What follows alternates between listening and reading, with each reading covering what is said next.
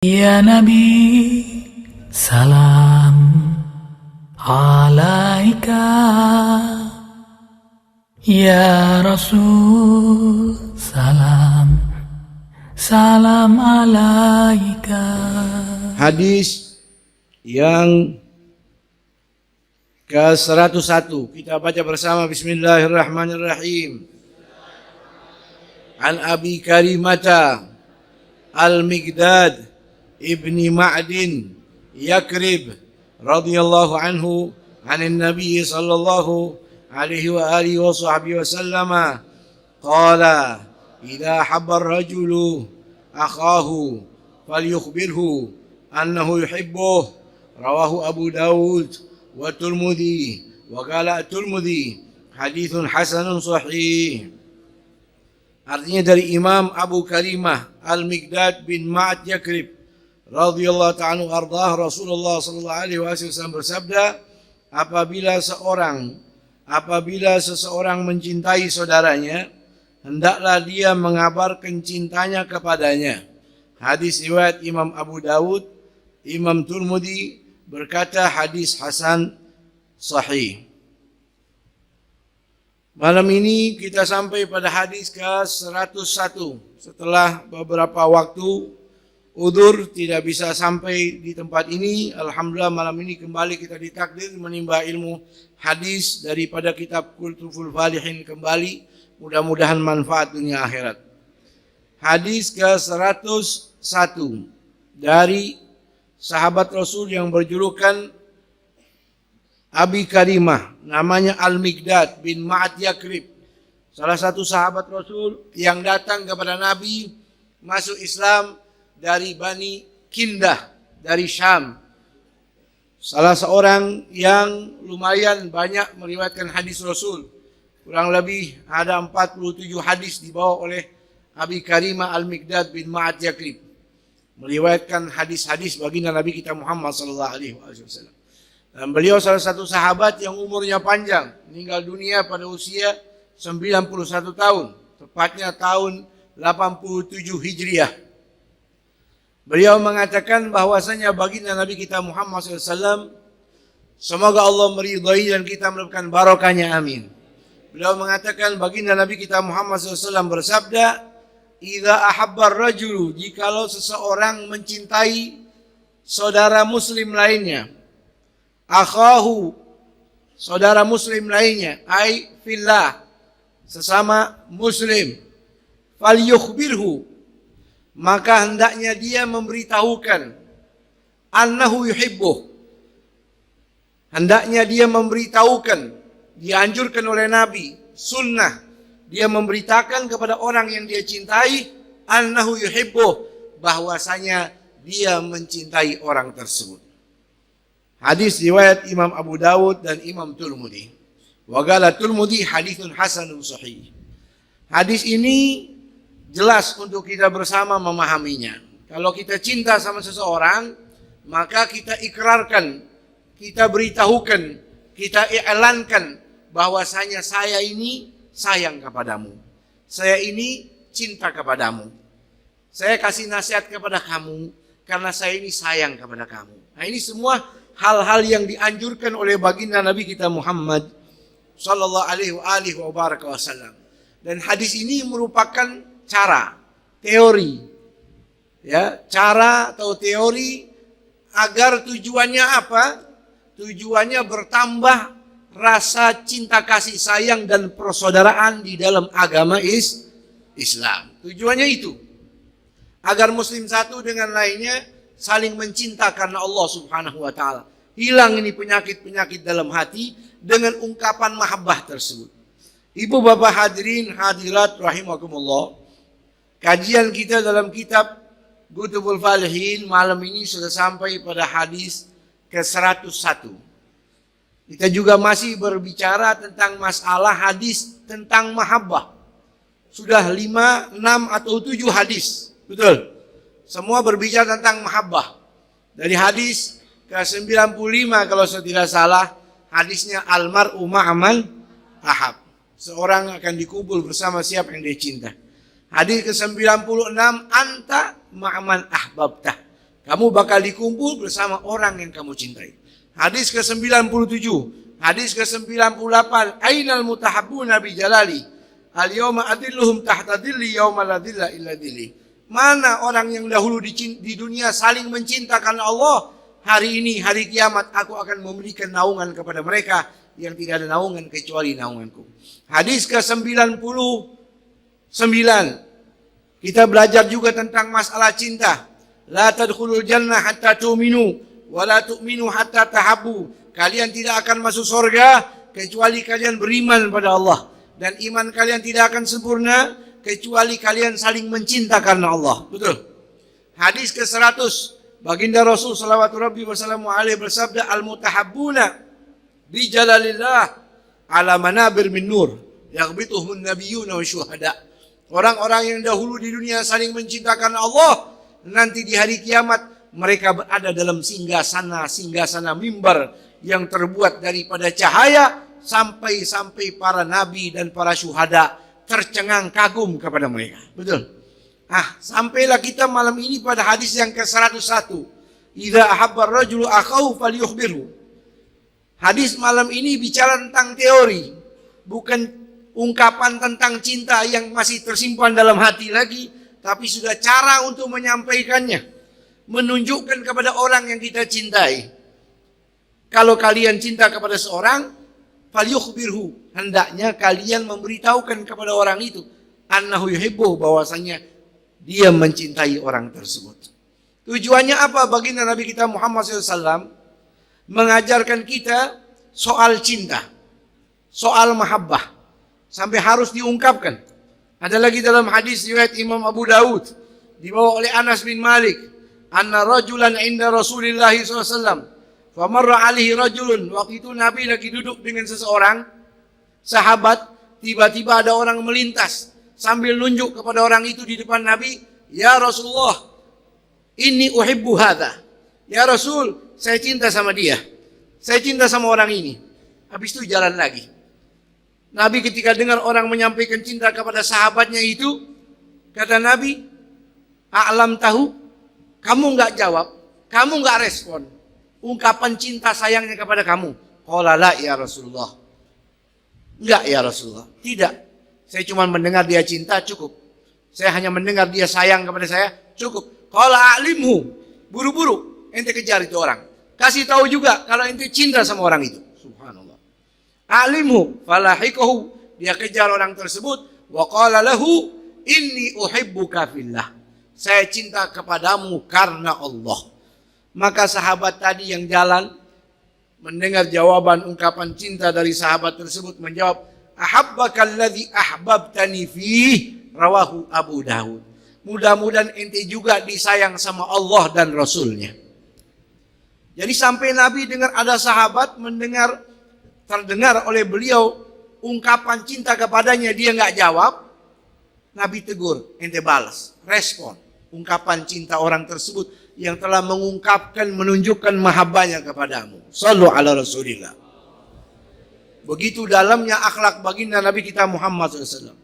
Tujuannya apa? Tujuannya agar muslim satu dengan lainnya ini saling merangkul. Betul? Saling menghormati, saling menyayangi, saling melindungi, saling berbagi. Supaya apa? Supaya kokoh, supaya jadi kuat.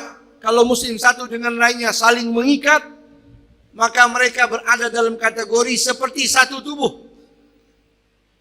Fi tarahumihim wa tawadduhim kal jasadil wahid, seperti satu badan, seperti 5 jari nih. Semuanya saling membutuhkan. Ketika 5-5-nya kumpul menjadi kuat, seperti satu tubuh. Idza tada'a, idza istaka minha udun, tada'a sairul jasadi bisahari wal hummah. Wal hummah, kata Nabi, ini tubuh kita, kalau satu organ tubuh tersebut ada yang sakit, maka seluruh badan ke bawah nggak enak, ke bawah sakit juga, nggak bisa enak tidur sebagaimana organ tubuh yang sakit tersebut. Seperti satu tubuh. Ini hadis saudara bukan hanya didengar, tapi harus kita realisasikan dalam kehidupan kita. Makanya bersihkan ini penyakit hati. Saling mencinta, la tahasadu, jangan saling menghasut, dengki. Wala tanajasyu, jangan saling menipu. Wala tabaghadu, dan jangan saling membenci. Wala tadabaru, dan jangan saling menggunjing di belakang. Wala yabi' ba'dukum ala bai'i ba'din wa kunu ibadallahi ikhwana. Jadilah kalian satu dengan lainnya sesama muslim seperti saudara, seperti kakak, seperti adik. Kita nih seperti adik kakak. Kata Imam Al-Qurtubi, kunu ka ikhwan fin nasab. Jadilah kalian seperti saudara kandung. Satu ayah, satu ibu, padahal bukan. Kenapa bisa begitu?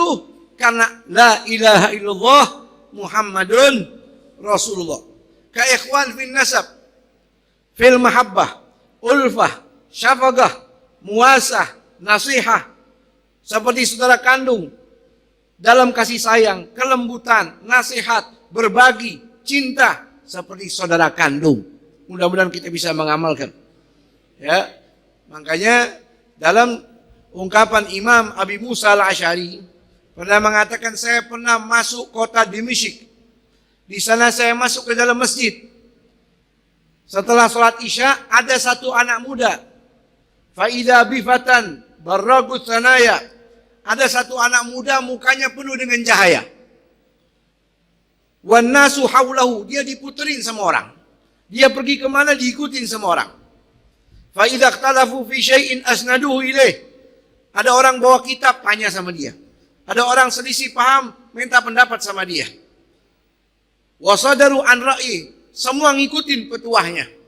Maka saya ingin menghampiri tapi nggak bisa karena selalu dikerumuni oleh orang banyak. Ketika malam di pagi hari mau sholat subuh, waktu tahajud saya datang kembali ke masjid itu, ternyata pemuda itu ada sedang sholat. Setelah selesai saya kasih salam, assalamualaikum. Dia jawab waalaikumsalam. Ente ini siapa? Qala ana Mu'adz bin Jabal. Oh, ente ini sahabat Rasul yang bernama Mu'adz bin Jabal. Iya. Kalau begitu saya sampaikan kepadamu, saya ini cinta kepadamu wahai Mu'adz. Allah, demi Allah, sumpah kamu cinta sama saya. Allah, demi Allah saya cinta kepadamu. Diulangin sampai 3 kali. Kalau begitu kata Mu'adz bin Jabal, absyir, beruntung kamu.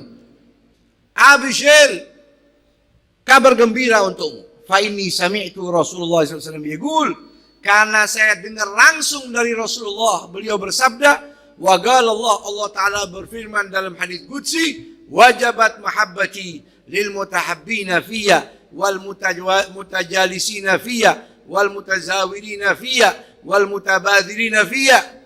Saya dengar langsung dari Rasul, beliau bersabda, Allah Ta'ala berfirman dalam hadis qudsi, wajib seorang hamba mendapat rahmat Allah. Siapa?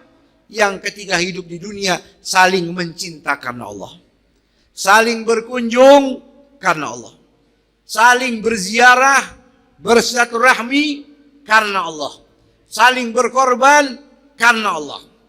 Maka malam ini kita niat duduk di sini karena cinta kita sesama muslim karena Allah. Kita luangkan waktu karena Allah sehingga kita layak mendapatkan rahmatnya Allah Subhanahu wa Ta'ala. Ibu bapak hadirin hadirat rahimakumullah, ini hadis ke-101. Saya baca satu hadis lagi karena sudah 3 minggu atau 3 kali putaran ya, udur terus, ada halangan, maka kita baca satu hadis lagi. Setuju?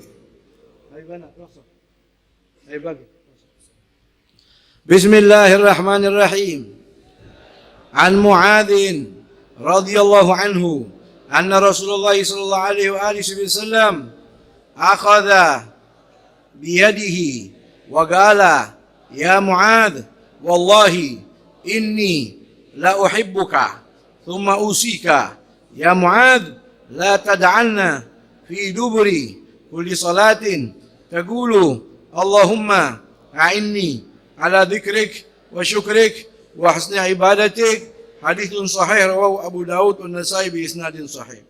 Hadis ke-102 dari sahabat Rasul yang bernama Mu'adz bin Jabal. Semoga Allah meridhoinya dan kita amalkan barakahnya, amin. Nah, ini hadis sekarang yang ke-102 bukan teori lagi. Ya. Bukan teori lagi, tapi sudah penerapan. Ya, sudah penerapan dicontohkan oleh baginda Nabi kita Muhammad sallallahu alaihi wasallam dan dipraktekkan langsung oleh Rasul. Di mana Rasul cinta kepada seseorang, langsung Rasul ungkapkan saya cinta kepadamu wahai Mu'adz. Kalau tadi masih teori, kalau sekarang sudah praktek. Dipraktekkan oleh Rasul kepada Mu'adz bin Jabal. Siapa ini Mu'adz bin Jabal? Mu'adz bin Jabal ini salah satu pembesar sahabat baginda Nabi kita Muhammad SAW. Yang masuk Islam dari usia 18 tahun. Hadir perang Badar usia 20 tahun. Hampir setiap peperangan Ghazwah dia ikut bersama Rasulullah SAW. Umurnya nggak panjang, 38 tahun meninggal dunia. Tahun 18 Hijriah meninggal karena penyakit taun di kota Syam. Kalau sekarang dikubur makamnya di Urdun. Mudah-mudahan bisa ziarah ke sana. Seorang sahabat yang ahli fikih, yang ahli hadis, yang hafal Quran, yang dibuktikan dengan lisannya Rasul, a'lamu ummati bil halali wal haram, Mu'adz bin Jabal. Umat saya yang paling ngerti soal halal haram itu Mu'adz bin Jabal. Makanya diutus sama Nabi untuk berdakwah ke kota Yaman. Diutus oleh Rasul berdakwah ke negeri yang jauh. Sehingga Rasul mengungkapkan itu. Mengungkapkan cintanya kepada Mu'adz bin Jabal. Salah satu sahabat yang pernah dibonceng di atas unta bersama Rasulullah. Itu bisa bayangin. Manusia suci membonceng seorang sahabat. Dicatat dalam sejarah Islam, yang dibonceng oleh Rasul di belakang untanya itu Abdullah bin Abbas. Sepupu Rasul, misanan, keluarga. Itu nggak aneh. Tapi Mu'adz bin Jabal ini orang lain. Suatu riwayat Rasul di atas unta membonceng Mu'adz bin Jabal. Bahkan riwayat yang lain ada Rasul mengatakan menasihati Mu'adz bin Jabal. Mu'adz bin Jabalnya di atas unta, Nabi sambil jalan. Bisa dibayangkan bagaimana dekatnya dengan baginda Nabi kita Muhammad sallallahu alaihi wasallam. Pada suatu riwayat ditemukan anna Yahudiyan kana alaihi dain. Suatu riwayat dikatakan dulu Mu'adz bin Jabal ini punya hutang. Sama siapa? Sama orang Yahudi. Dan orang Yahudi ini setiap hari maksa, kebetulan hari Jumat. Maka pada hari Jumat itu Mu'adz bin Jabal sembunyi di rumahnya, nggak hadir sholat Jumat. Setelah sholat Jumat Nabi liatin semua sahabat, Nabi tahu ada yang nggak hadir, Mu'adz bin Jabal. Pas besok ketemu Rasul, Rasul langsung tanya, wahai Mu'adz, ente kemarin nggak sholat Jumat? Qala na'am ya Rasul. Kenapa? Saya malu ya Rasul. Inna alaya dainun li fulanil yahudi walam yakun dia di syai'un faqiftuhu ya Rasul. Saya punya hutang ya Rasul sama orang Yahudi. Dia nungguin terus. Kalau anak keluar ketangkap. Ana sembunyi di rumah ya Rasul. Oh begitu? Iya ya Rasul, maafin ana. Kalau begitu, ala u'allimuka doaan. Mau nggak kamu saya kasih doa supaya bisa bayar hutang? Qultu ya Rasul, wa in alaika dainun mithla Uhudin dhahaban yaghdihillahu anka. Walaupun utang ente besarnya seperti gunung emas Uhud, Allah kasih rizkinya, bisa ente ganti. Qultu bala ya Rasul. Nah ini nih, senjata ini yang saya mau. Kata Nabi, ente baca ini doa. Allahumma ya farijal ham wa kashifal dhur wa mujiba da'watal muttar rahmanid dunya wal akhirah wa rahimahuma irhamni fi qada'i daini rahmatan tughnini biha an rahmatin man siwaka. Yang banyak utang nanti ulangin di video, ente hafalin. Mudah-mudahan utangnya dilunasin sama Allah. Mau nggak? Ada utang? Kelihatan nih dari muka-mukanya. Baca ini doa. Allahumma ya farijal ham wa kashifad dhur wa mujiba da'watal muttar rahmanad dunya wal akhirah wa rahimahuma irhamni fi qada'i daini rahmatan tughnini biha an rahmatin man siwaka.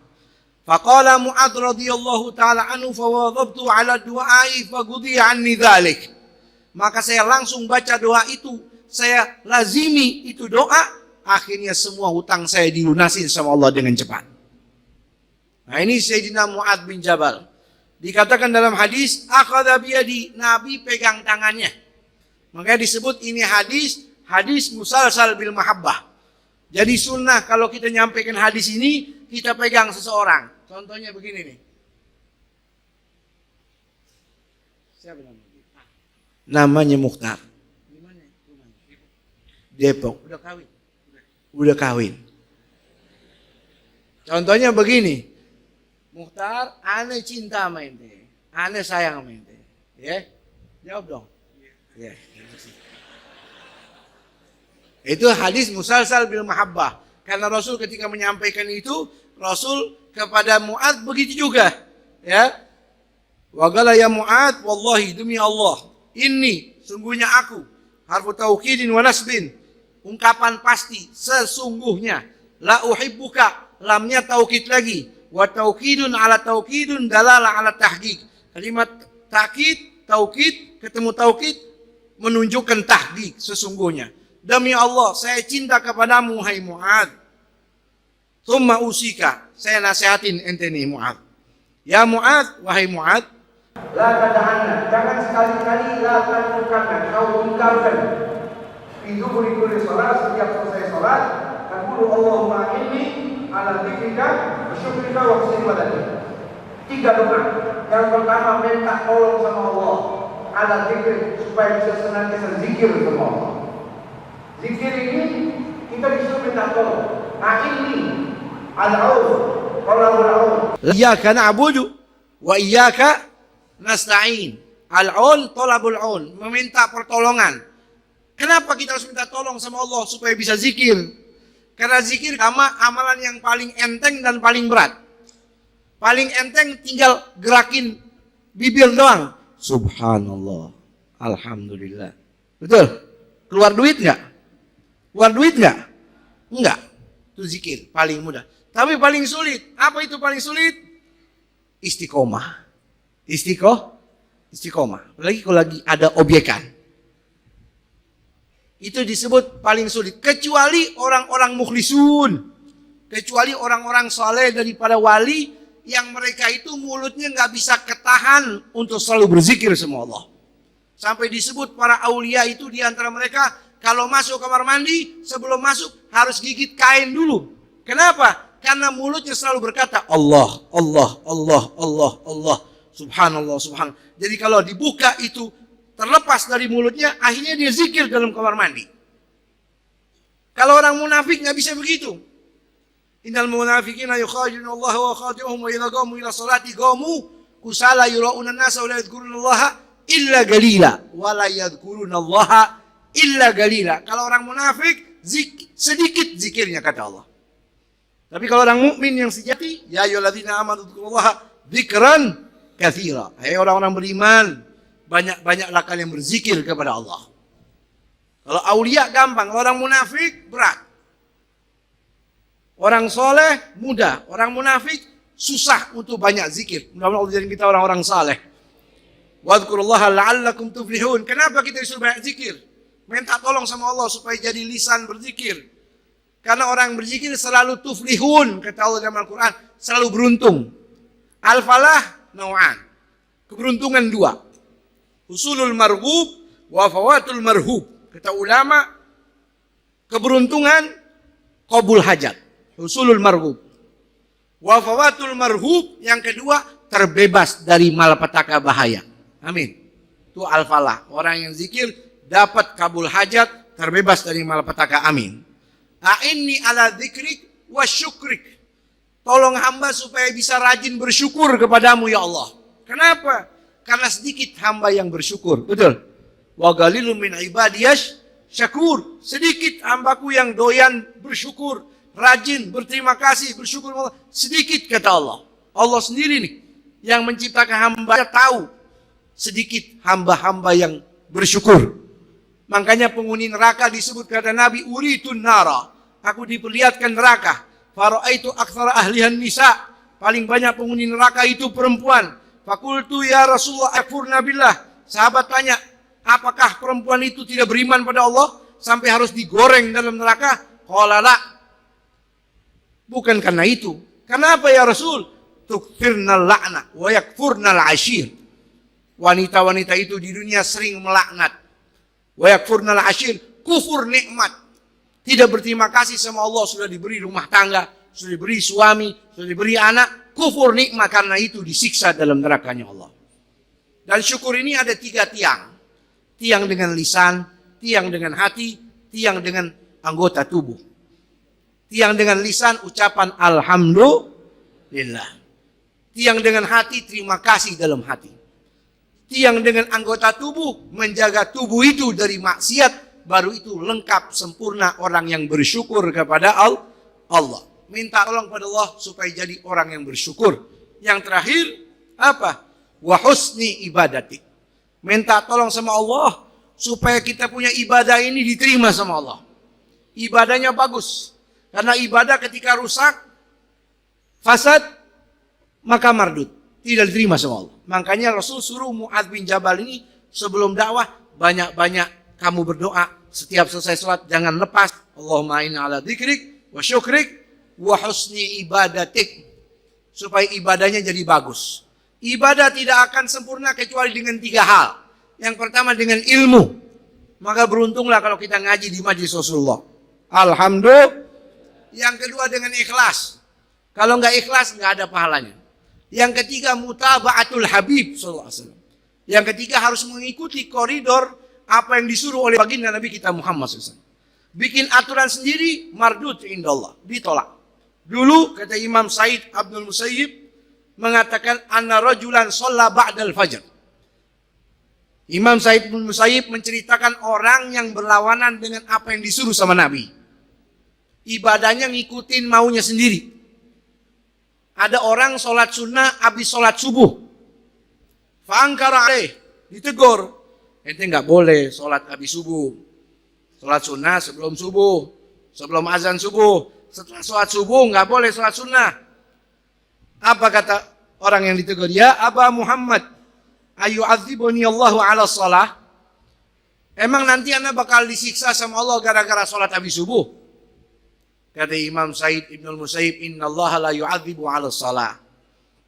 Ente, kita nih, bukan disiksa gara-gara sholat itu, bukan. Walakin udziba bimukhalafati sunnah, rawahul Baihaqi. Tapi nanti orang banyak disiksa sama Allah karena ibadahnya berlawanan dengan apa yang dianjurkan oleh baginda Nabi besar Muhammad. Maka perbaikilah ibadah kita supaya diterima sama Allah. Ini lengkap. Ibadah dengan jinan, dengan hati, ibadah dengan lisan, ibadah dengan arkan, masuk dalam satu kalimat, a'inni ala dzikrika wa syukrika wa husni ibadatik.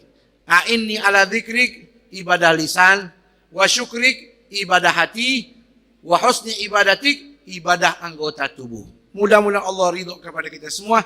Hadanallahu wa iyyakum ajmain. Assalamualaikum warahmatullahi wabarakatuh.